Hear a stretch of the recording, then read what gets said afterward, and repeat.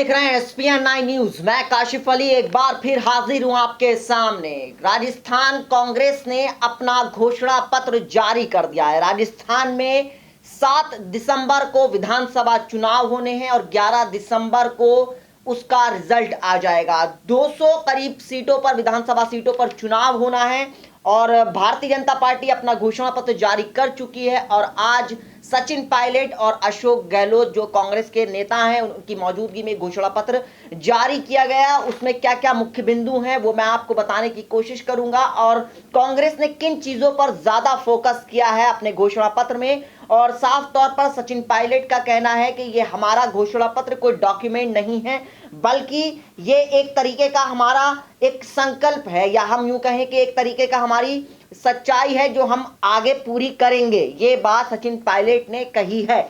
वहीं साथ ही साथ कांग्रेस के जो मुख्य बिंदु हैं वो मैं आपको बताने की कोशिश करूंगा। घोषणा पत्र में सबसे पहले उन्होंने कहा है कि लड़कियों को मुफ्त शिक्षा दी जाएगी। जाहिर सी बात है कि लड़कियों को और हर एक तबके को उन्होंने लेने की कोशिश की है अपने घोषणा पत्र में। और साफ तौर पर हम कह सकते हैं कि उन्होंने हर एक तबके को, बुजुर्ग को, लड़कियों को, महिलाओं को और किसानों को सब तरफ पासा फेंका है कांग्रेस ने कि किसी सूरत से उनसे ये निकल ना जाए। क्योंकि जाहिर सी बात है कि इस वक्त वसुंधरा राजे सरकार राजस्थान में है और कांग्रेस अपनी दोबारा वापसी के लिए काफी आतुर नजर आ रही है। और लग भी रहा है कि कांग्रेस की जिस तरीके से आने वाले वक्त में राजस्थान में हवा भी चल रही है, तो शायद ये जो घोषणा पत्र जारी किया गया है कहीं ना कहीं ये राजस्थान में कांग्रेस के लिए आसानी का रास्ता पैदा कर सकता है। तो चलिए शुरुआत करते हैं। कांग्रेस ने अपने घोषणा पत्र में जो मुख्य बिंदु दिए हैं उसमें कहा है कि लड़कियों को मुफ्त शिक्षा दी जाएगी और साथ ही साथ उन्होंने बुजुर्ग किसानों को पेंशन देने की बात कही है। देखिए बहुत बड़ी है, इन्होंने हम कह सकते हैं कि पासा फेंका है कांग्रेस ने। उन्होंने बुजुर्ग किसानों को पेंशन देने की बात कही है, यानी साफ तौर पर हम कह सकते हैं कि किसानों की बदहाली को लेकर पूरे देश में इस वक्त किसानों के अंदर वो गुस्सा है, वो आक्रोश देखने को मिल रहा है किसानों के अंदर।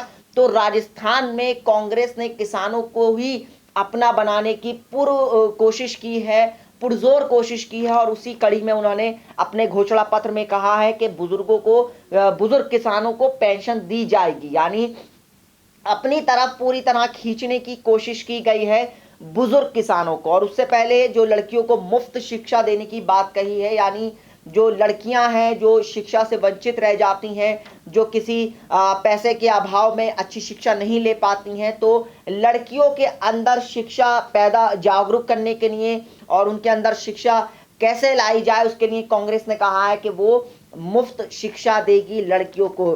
और तीसरा जो सबसे अहम पॉइंट है वो है कि कृषि उपकरणों को जीएसटी से बाहर किया जाएगा। बहुत बड़ा ये पॉइंट है, क्योंकि जाहिर सी बात है जीएसटी को लेकर लगातार केंद्र सरकार घिर रही थी और जीएसटी की वजह से काफी चीजें महंगी हो गई थी।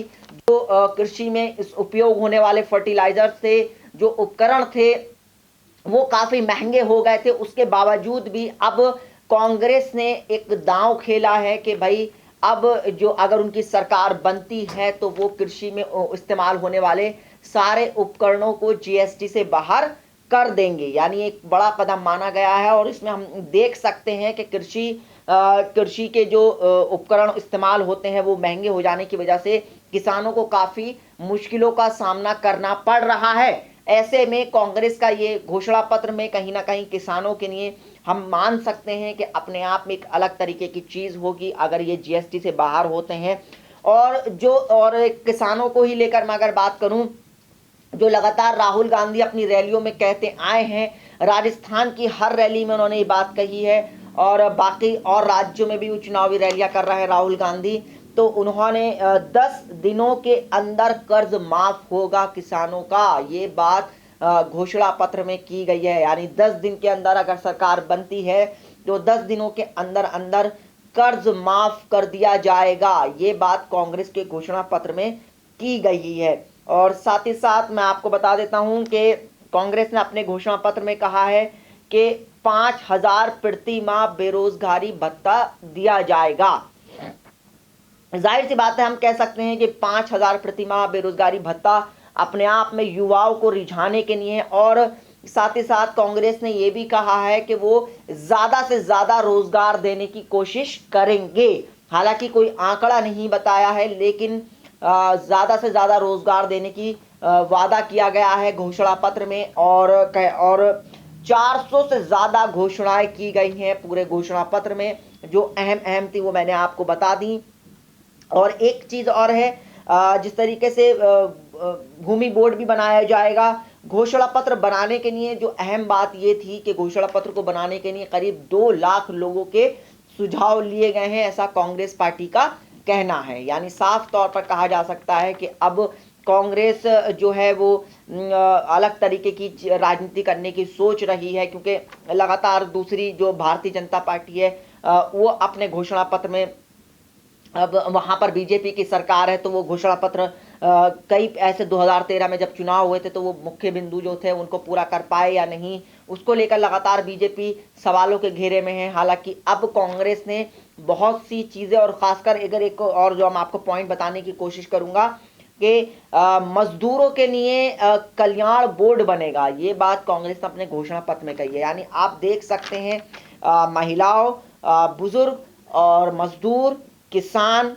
और जिस तरीके से सबको, हर एक तबके को इस घोषणा पत्र में लेने की कोशिश की है। युवाओं को लेने की कोशिश की गई है, रोजगार देने की बात कही गई है।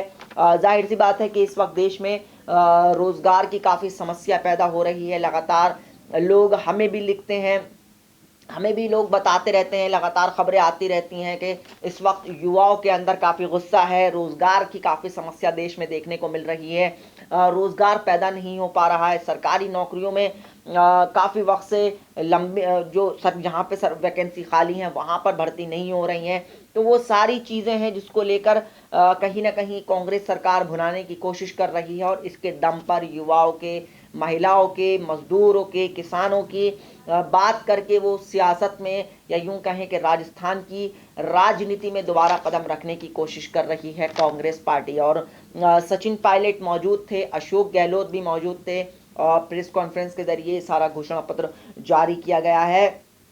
7 दिसंबर को चुनाव होने हैं, तय हो जाएगा कि किसकी सरकार बनेगी, और वहाँ उसके बाद 11 दिसंबर को जब चुनाव का रिजल्ट आएगा तो पता चल जाएगा कि किस राज्य में किसकी सरकार बनी है। क्योंकि जाहिर सी बात है, एक बड़ा चुनाव भी माना जा रहा है। 2019 का जो चुनाव है वो करीब आ रहा है, लोकसभा का।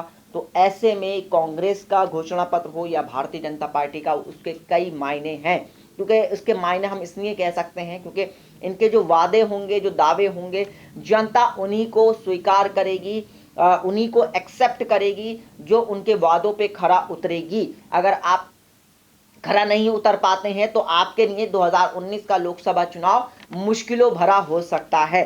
तो ऐसे में अब कांग्रेस के जो मुख्य घोषणा पत्र की जो मुख्य बातें थी वो मैंने आपको बताई, और साथ ही साथ जिस तरीके से कांग्रेस अपना वर्चस्व बनाने की कोशिश कर रही है।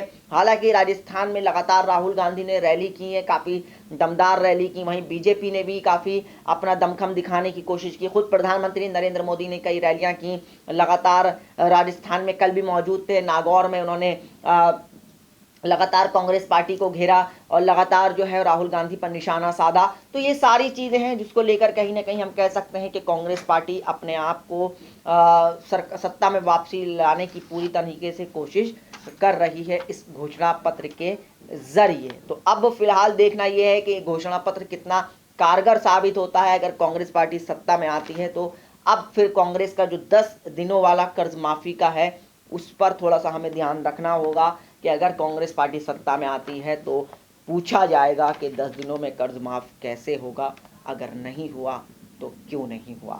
तो फिलहाल ये था कांग्रेस का घोषणा पत्र, जो मुख्य बिंदु थे वो मैंने आपको बताए। फिर हाजिर होऊंगा एक नए प्रोग्राम के साथ, नई अपडेट चुनाव के लेकर, राजस्थान की हर एक पल पल की आप तक जानकारी लेकर आऊँगा। चुनावों का दौर चल रहा है, राजस्थान का, मध्य प्रदेश में भी चुनाव हो चुके हैं, राजस्थान में 7 दिसंबर को होने। तो आप तक हर एक खबर पहुंचाने की SPN9 न्यूज़ कोशिश करेगा, और आपको हर एक खबर हमने पहुंचाई भी है। और आप हमारे साथ यूं ही बने रहिए और हमारे चैनल को सब्सक्राइब करना मत भूलिएगा, क्योंकि हम आप तक वो खबर पहुंचाते हैं जो कोई नहीं लेकर आता। तो दीजिए काशिफ को इजाज़त, फिर हाजिर होगा नए प्रोग्राम के साथ। तब तक के लिए नमस्कार।